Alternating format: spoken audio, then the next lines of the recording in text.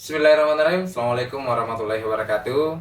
Perkenalkan, saya Muhammad Jamil, salah satu dosen dari program studi bisnis digital.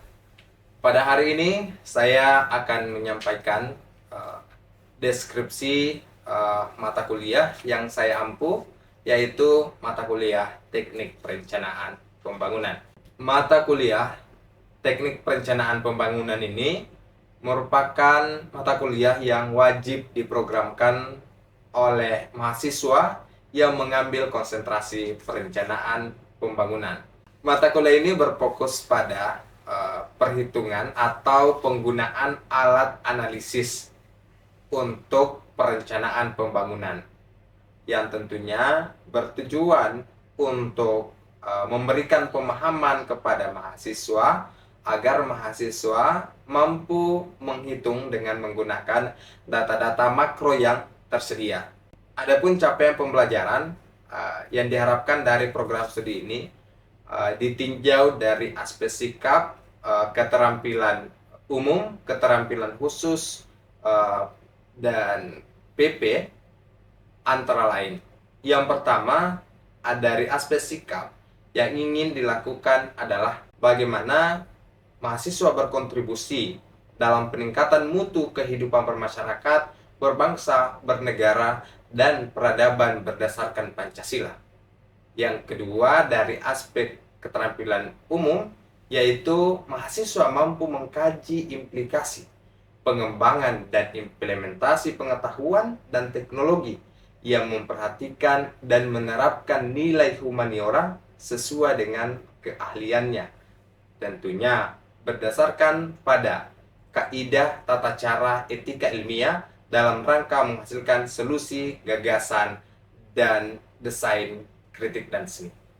Kemudian adapun keterampilan khususnya adalah mampu memecahkan masalah-masalah sosial ekonomi dengan menggunakan teori dasar ilmu ekonomi dan teknik dasar estimasi empiris, penalaran analitis yang logis dan ilmiah. Adapun PP yang diharapkan adalah menguasai secara teoritis dan teknis analisis ekonomi sesuai dengan konsentrasi masing-masing. Adapun capaian pembelajaran mata kuliah ini adalah mahasiswa mampu memahami dan menggunakan alat analisis yang diberikan. CPMK ini memiliki 6 sub CPMK. Antara lain yang pertama, mahasiswa mampu memahami konsep daya saing. Materi ini tentunya merupakan materi pendahuluan yang diberikan kepada mahasiswa tentang pentingnya suatu daerah memiliki daya saing.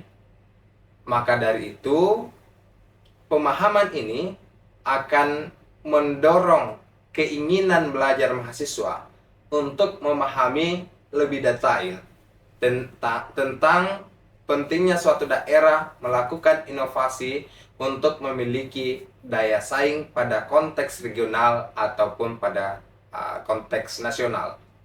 Kemudian sub PMK yang kedua adalah mahasiswa mampu menghitung sektor basis. Tentunya perhitungan sektor basis ini memberikan pemahaman kepada mahasiswa bagaimana suatu daerah memiliki sektor yang basis dan non-basis. Hal ini sangat penting untuk melakukan pemetaan dalam pengambilan kebijakan, yang mana yang menjadi sektor prioritas dalam pengembangan sektor, ataupun di mana sektor yang potensi tetapi belum terlalu berkembang. Dengan demikian, ramuan kebijakan ataupun pengambilan kebijakan bisa tepat sasaran. Kemudian, sub CPMK yang ketiga adalah mampu melakukan perhitungan shift share analysis atau yang biasa dikenal dengan SSA. SSA merupakan alat analisis yang digunakan untuk menghitung perubahan struktur. Alat analisis ini penting untuk melihat perubahan struktur di suatu daerah. Alat analisis ini akan menggambarkan perubahan struktur ekonomi di suatu daerah yang disebabkan oleh faktor nasional atau faktor perkembangan antar wilayah atau daya saing. Hal ini memberikan pemahaman kepada mahasiswa tentang bagaimana perekonomian di suatu daerah, apakah berkembang karena daya saingnya atau faktor dominannya adalah faktor nasional. Adapun CPMK yang keempat adalah mahasiswa mampu menghitung tipologi klasen dan memberikan interpretasi. Perlu diketahui bahwa tipologi klasen adalah alat analisis yang digunakan untuk melihat yang mana sektor bertumbuh dengan cepat, yang mana lambat. Tentunya nanti akan diberikan 4 kuadran. Untuk penjelasan lebih lanjut akan dijelaskan pada saat di kelas. Selanjutnya, sub CPMK yang kelima adalah ICOR atau yang biasa disebut sebagai Incremental Output Ratio. Incremental Output Ratio digunakan untuk menghitung seberapa besar modal yang dibutuhkan untuk meningkatkan output, atau biasa disebut sebagai untuk meningkatkan output berapa banyak investasi atau modal yang harus ditambahkan. Dalam perhitungan secara makro, ICOR biasa digunakan untuk menghitung berapa investasi yang dibutuhkan untuk meningkatkan pertumbuhan ekonomi. Hal ini merupakan alat analisis yang sangat menarik karena hal tersebut kita bisa memproyeksikan bahwa berapa investasi yang dibutuhkan untuk meningkatkan pertumbuhan ekonomi di suatu daerah.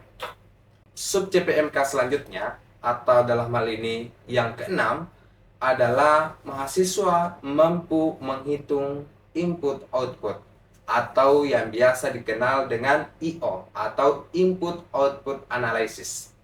Input-Output Analysis ini sangat penting diketahui oleh mahasiswa. Hal itu berkaitan dengan backward linkage dan outward linkage.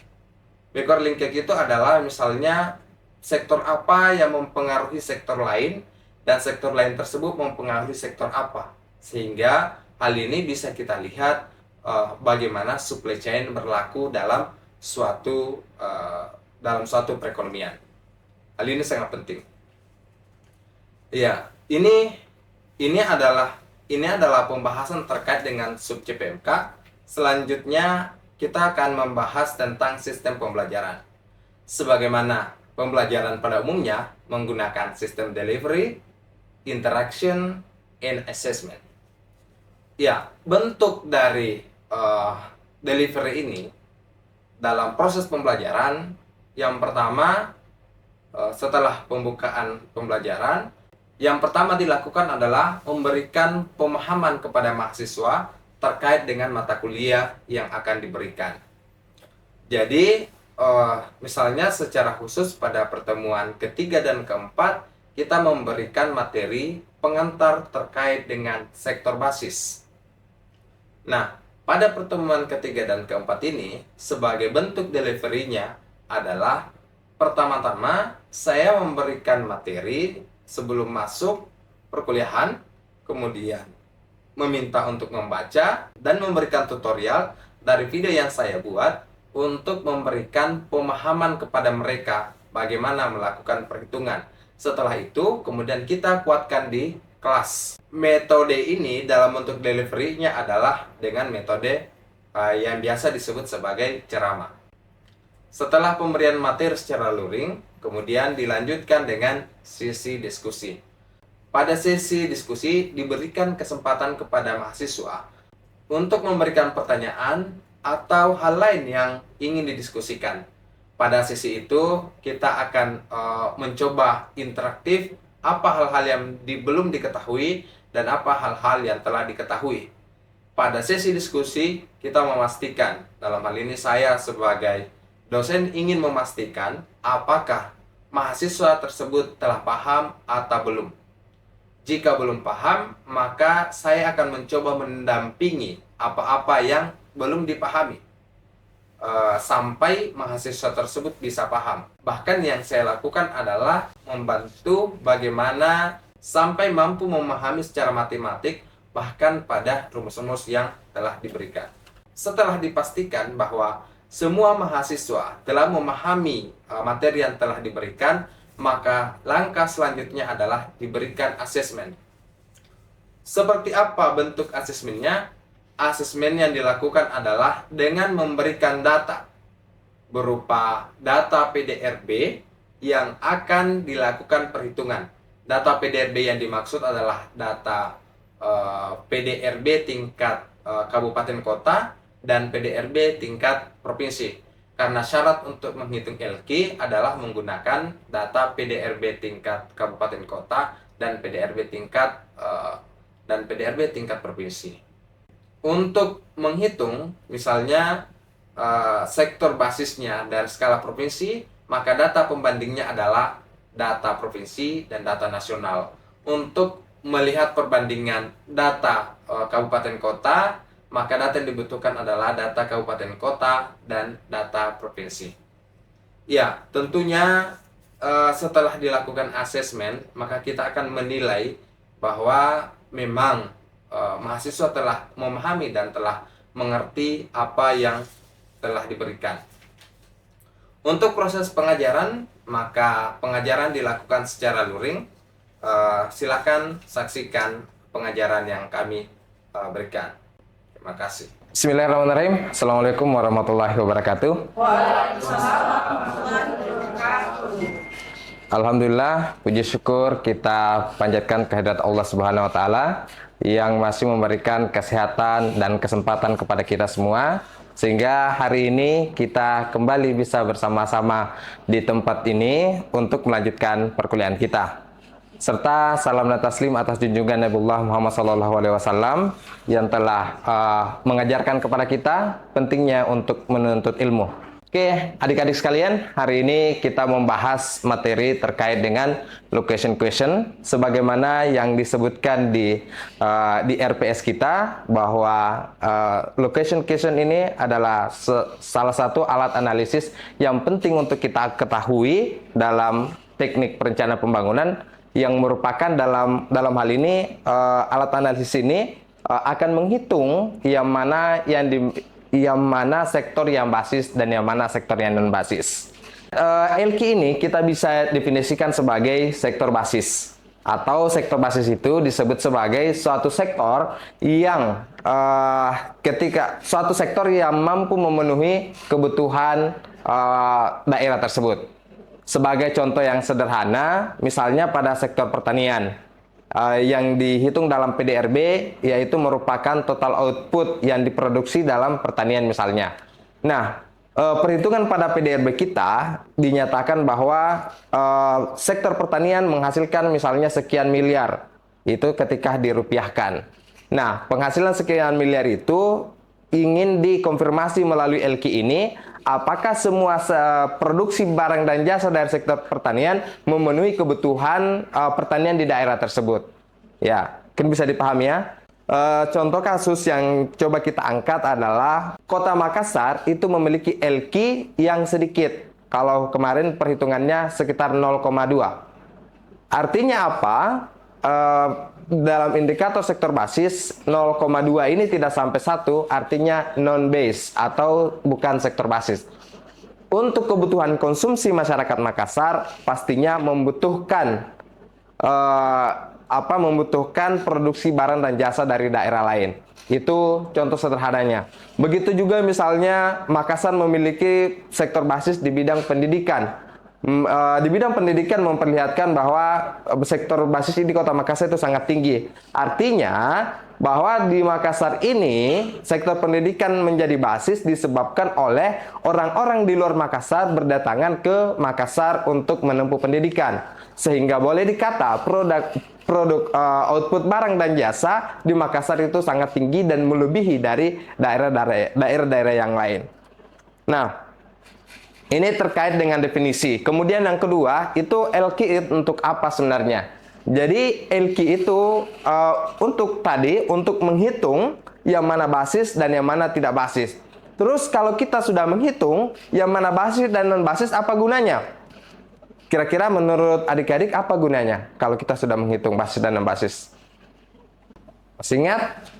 Jadi ketika kita sudah tahu bahwa sektor ini basis, maka kemungkinan besar maka pemerintah akan mengambil kebijakan untuk mengembangkan sektor itu. Jadi kalau kita sudah tahu informasinya bahwa ada suatu sektor yang basis, maka hal itu mendorong pemerintah mengambil kebijakan untuk mengembangkannya. Ataupun misalnya itu non basis tetapi vital, maka pemerintah harus mengambil langkah strategis untuk untuk memperbaiki jika memang itu diperbaiki. Ini adalah salah satu contohnya. Kemudian secara matematik, ini bagaimana terkait dengan perhitungannya. Jadi perhitungan sektor basis itu seperti apa? Ini yang disebut secara matematik. Oke. Secara matematiknya seperti ini. Jadi untuk menghitung LQ yang digunakan adalah yang pertama kita membutuhkan data PDRB. Data PDRB apa yang kita butuhkan? Ketika kita ingin menghitung tingkat kita ingin menghitung tingkat lokal, dalam hal ini misalnya kabupaten kota, maka yang disandingkan dengan provinsi, maka yang dibutuhkan adalah yang pertama nilai PDRB kabupaten kota dan nilai sektoral pada kabupaten kota itu sendiri. Nah, kita bisa dilihat di sini ada beberapa hal, misalnya ini kita menghitungnya NTBI didefinisikan sebagai nilai tambah bruto sektor industri di suatu daerah yang lebih kecil. Atau dalam hal ini, itu sektor yang ada di daerah tersebut. Kemudian yang kedua, PDRB adalah PDRB total pada daerah yang lebih kecil atau dalam hal ini tingkat kabupaten kota. Kemudian NTBI itu adalah nilai tambah bruto sektor I di suatu daerah yang lebih luas. Misalnya tingkat provinsi, ya, tingkat provinsi. Kemudian PDRB yang lebih luas dalam hal ini tingkat total PDRB pada tingkat provinsi. Ini untuk menghitung LQ, ya. Bagaimana LQ itu dihitung dengan melihat kontribusi tenaga kerja. Ini jika kita melihat tenaga kerjanya seperti apa. Nah, hal ini bisa dilakukan dengan cara menghitung misalnya pada sektor jasa berapa tenaga kerja yang terrekrut di sektor jasa tersebut, misalnya jasa pendidikan per total tenaga kerja yang ada pada yang kita hitung misalnya.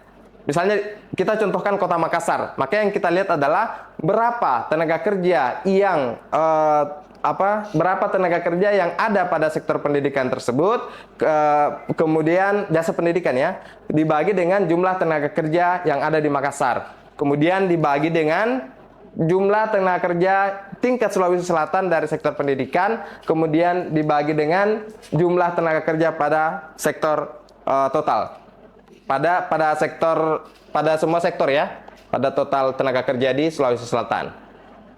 Oke, terus bagaimana kita menghitung atau dalam hal ini menjustifikasi hasil perhitungan kita?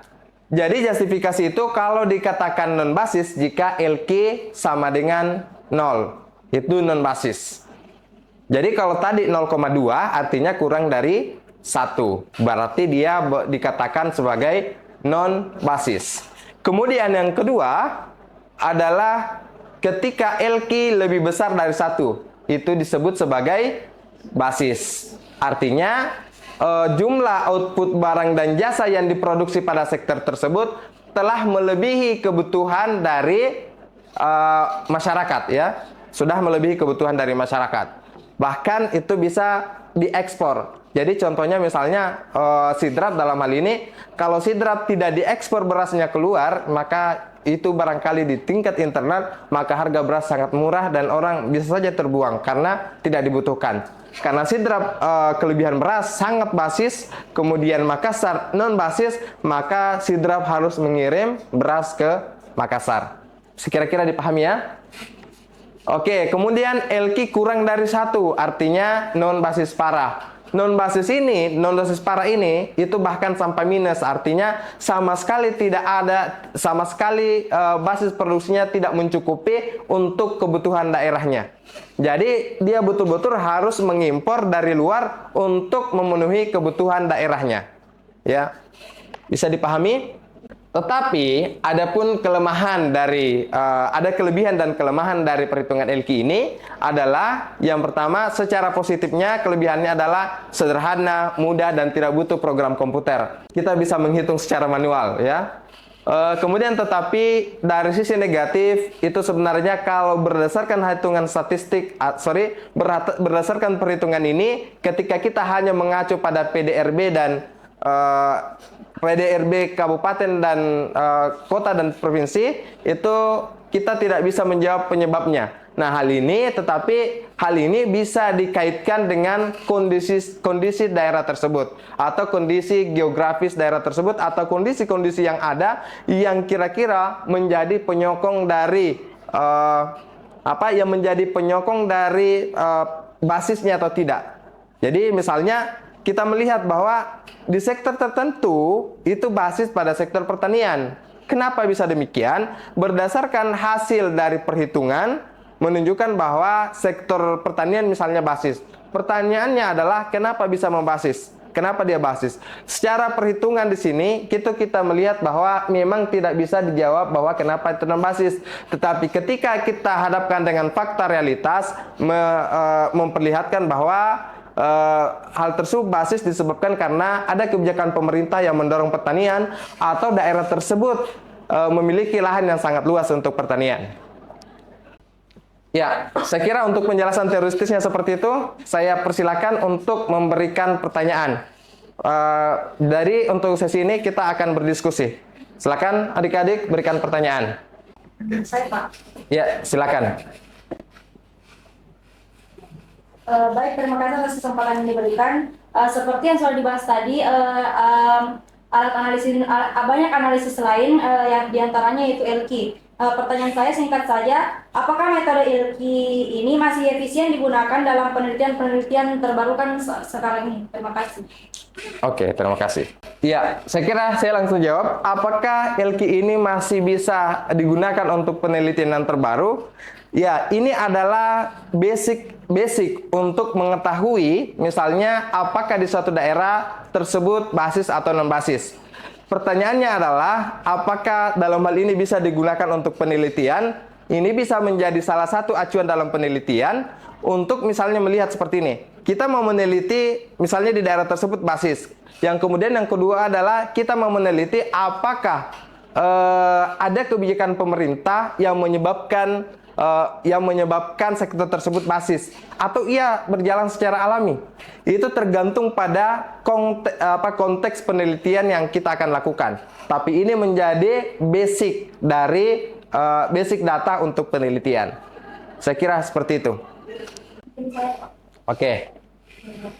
Baik, terima kasih atas kesempatannya. Adapun pertanyaan saya itu Pak terkait tadi dampak kekurangan dari Elkin sendiri yang tidak bisa menjawab apa penyebabnya. Nah, pertanyaan saya, apa alat analisis yang bisa digunakan sehingga bisa menjawab apa penyebab non-basis atau basisnya sektor tersebut? Terima kasih. Oke, terima kasih atas pertanyaannya. Jadi salah satu kelemahan yang kita sampaikan itu tidak bisa langsung melihat dari apa penyebabnya yang menjadi basis dan tidak basis. Tetapi pada pembelajaran selanjutnya kita akan belajar tentang analisis shift share atau dalam hal ini analisis pergeseran struktur ekonomi. Analisis nanti ini adalah data awal, ini terkait dengan basis dan non basis.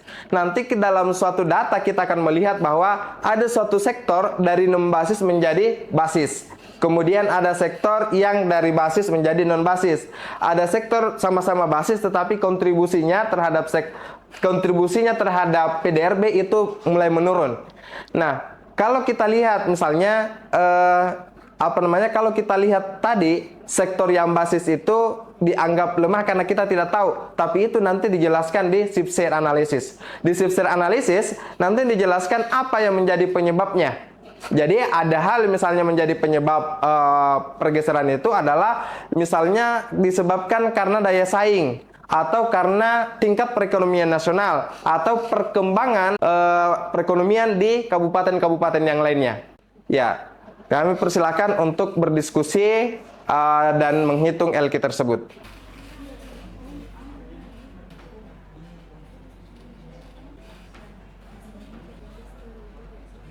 Oke, untuk melakukan asesmen, evaluasi bagaimana pemahaman adik-adik, dan saya telah memberikan waktu selama 5 menit untuk menghitung dan berdiskusi bersama teman-temannya. Untuk saat ini, saya persilakan kepada adik-adik untuk mencoba mempresentasikan. Kita lihat dan diskusikan. Ya, ini sebagai bentuk asesmen kita untuk menilai kemampuan adik-adik untuk menghitung menghitung LQ dari materi yang telah diberikan. Oke, silakan.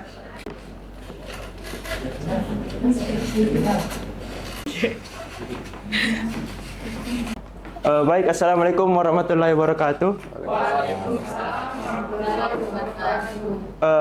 Pada kesempatan kali ini saya akan menjelaskan sedikit mengenai analisis LQ Kabupaten Goa. Nah, lanjut kepada tabel ini, analisis LQ, yang dimana setelah saya melakukan analisis LQ, saya memperoleh terdapat 8 sektor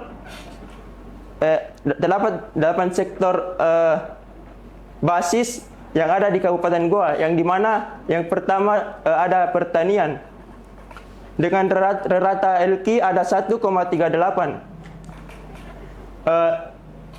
Berdasarkan tadi bahwa LQ sama dengan 1,38, yang artinya mampu mengekspor pertaniannya keluar. Mungkin sekian dari saya kembalikan. Oke, mari kita berikan aplaus. Ya, untuk selanjutnya saya persilakan peserta selanjutnya untuk mempresentasikan hasil temuannya.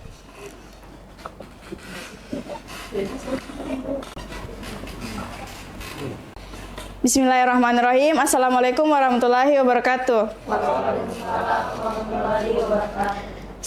Adapun hasil analisis saya mendapatkan di Sidrap ada sektor yang unggul, yaitu sektor pertanian yang sebesar 1,48. Kemudian dilanjut pada wilayah Endrekang, begitu mendapatkan sektor basis di wilayah pertanian juga. Dari 3 wilayah yang saya analisis, wilayah Wajo yang paling tinggi. Demikian, Assalamualaikum warahmatullahi wabarakatuh. Oke, berikan aplaus. Iya, silakan duduk. Oke, terima kasih kepada adik-adik yang telah melakukan presentasi. Secara umum, presentasinya sudah benar, walaupun mungkin masih tetap ada beberapa koreksi. Yang pertama, saya ingin koreksi terkait dengan perhitungan itu. Jadi PDRB yang dimaksud itu adalah total PDRB, bukan per total PDRB, bukan PDRB saja. Saya sangat yakin dari hasil diskusi ini kita semakin memahami bagaimana cara menghitung LQ, dan semua adik-adik telah bisa untuk menghitung LQ. Oleh karena itu, capaian pembelajaran dari materi pertemuan untuk kedua ini dalam hal LQ itu telah kita capai. Sebagaimana di dalam RPS dinyatakan bahwa adik-adik diharapkan untuk mampu menghitung LQ dan menginterpretasikannya, dan berdasarkan hasil presentasi tadi, hal tersebut telah tercapai, dan boleh dikatakan untuk mata kuliah kita khususnya topik LQ ini telah selesai. Oke, adik-adik, saya ucapkan terima kasih. Saya tutup perkuliahan kita hari ini. Wassalamualaikum warahmatullahi wabarakatuh. Waalaikumsalam warahmatullahi wabarakatuh.